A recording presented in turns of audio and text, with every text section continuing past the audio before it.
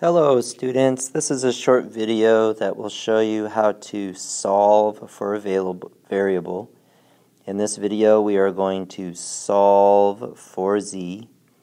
The problem is negative cz plus 6z equals tz plus 83. What I want to do first is I want to identify all my z's. So here's a z, here's a z, and here's a z. And the strategy that we are going to utilize is to get all the z's together on the same side of the equation. So I'm going to subtract tz from both sides.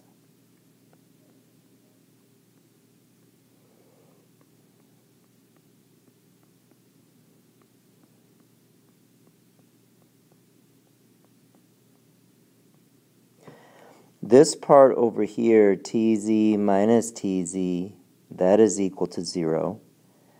So I get negative cz plus 6z minus tz equals 83. Next, use the distributive property. Use the distributive property to rewrite this as a multiplication problem right here. We want to rewrite that as a multiplication problem. Each part has a z. So that goes on the outside of my parentheses. Inside goes negative c plus 6 minus t equals 83. The last step is to divide by this group right here, negative c plus 6 minus t. So we're going to divide. I get negative c plus 6 minus t,